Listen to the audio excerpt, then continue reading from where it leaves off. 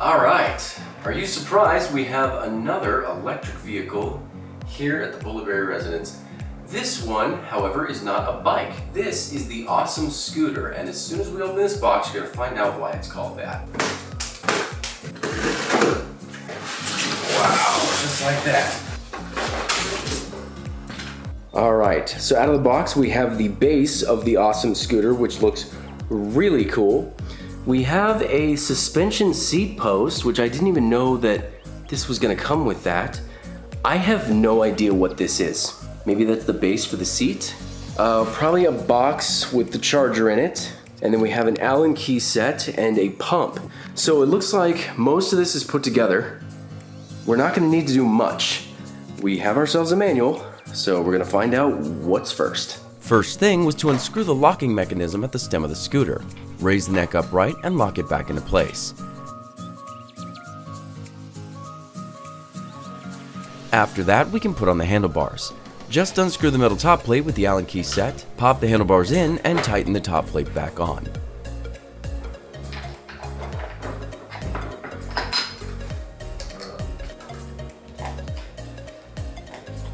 Okay, so I just got finished setting it up. Now, technically, there is a seat. You can attach it here, and then this seat goes in here. I will be attaching that later and testing it out. I actually just took this thing out on a drive, and oh my god, this is my favorite scooter that I've ever ridden. This thing is a lot of fun, and I cannot wait to explain why this is so impressive. So yeah, we'll be back with that very soon. Now, spec-wise, this scooter surprised me a lot. Firstly, we have a 48-volt, 20.8 amp-hour battery, which is just massive. Most of the electric bikes I review have 10 to 13 amp-hour batteries. If that's not crazy enough, this battery is paired with a 1000-watt brushless motor. This scooter is not playing around. At the bottom of the scooter, we have 10-inch off-road pneumatic tires. We have a dual swing arm style suspension with large adjustable springs in the front and the back. The scooter also comes with turn signals in the front and the rear. You've got an 8.3-inch wide rubber footboard, which is very grippy and comfortable to stand on, a really nice headlight that can actually be used in the dark, paired with a pretty bright taillight. You've also got a fairly loud horn, a pressure-sensitive thumb throttle so you can accurately decide how fast you want to go, and speaking of speed, this scooter has 3 riding modes. Mode 1 will get you around 9 miles an hour, Mode 2 will get you up to 22 miles an hour, and the third mode can get you up to 34 miles an hour or faster depending on the terrain, wind speed, rider's weight, etc. Not only that, but this scooter is rated to go 52 miles on a single charge. This is of course in perfect conditions like the examples I gave before, and given that you're also in the lowest 9 mile an hour mode. After taking it on a few ride tests, there's quite a bit that I have to say about this scooter, and I wasn't really expecting that when I first learned about it. As you ride, you start to notice how quiet this scooter is. Those 10-inch wide pneumatic tires do a great job at suppressing road noise, and the motor is surprisingly quiet as well. Not only that, but it's very durable. This scooter was built so well. The quality shows, especially in the stem. In a lot of these scooters, the company who makes it puts some cheap locking mechanism here.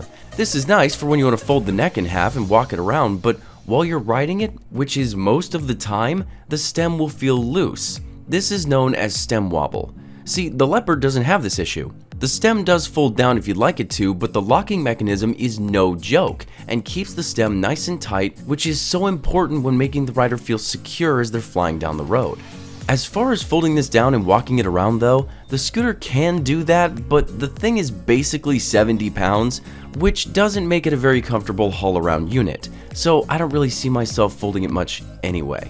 One thing I did do, however, was go into the advanced settings menu, and I absolutely recommend doing that if you buy this scooter, as there are a few things that needed to be tweaked and might make your riding experience better if you change them. If you click the power button 3 times, you'll open the advanced menu.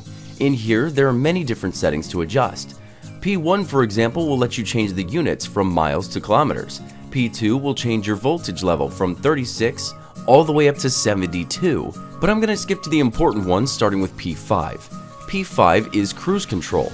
The default is set to 0, which means cruise is off, but if you set it to 1, it'll turn on, and now you can set the speed for the scooter that you'd like to cruise at. P7 will adjust the speed limit from 0 to 100%, so if you don't want the ability to go 34 miles an hour, you can limit your speed in here. PA was an important setting for me, start strength. The Ausom Leopard is surprisingly torquey. When you hit that thumb throttle, you can feel the scooter want to jump out from under you and run away. This setting will limit the start strength, with 5 being full strength and 1 being the minimum. I noticed that in my test that 4 feels the best. You still have your acceleration and the power feels good, but it's not as jerky. The last advanced setting I configured was PB, brake strength. This bike does have mechanical disc brakes, but there's also a built-in e-brake, and you can set how strong this e-brake is, 1 being the lowest and 5 being the highest. All of these advanced settings are in the manual, and I for one love how adjustable this experience is. You get to pick so much about how this scooter rides based on your specific preferences, and it doesn't stop there. See, you can stand up on this scooter the way God intended, or you can attach a seat to it which comes out of the box. 4 bolts screw the base in, pop the seat in with a tensioner, and there you go.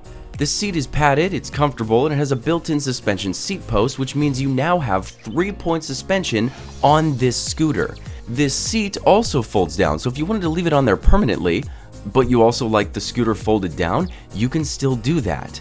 If I had to give any cons to this scooter, I promise you I'd have to nitpick. The weight of the scooter would be one thing. That does make it difficult to carry around town when you're not riding it, but if you did take this out into town to go get groceries or something, you could totally use the footboard and this little hook to carry your stuff. Obviously, by the way I'm talking about this is a product I actually like. I've always been more of a bike guy, but this company built a really nice scooter, and I for one get excited over that. Especially given that this scooter sells for a very fair price, given what you're getting here. If you're interested in this scooter, there will be a link in the description with a promo code for an even better price.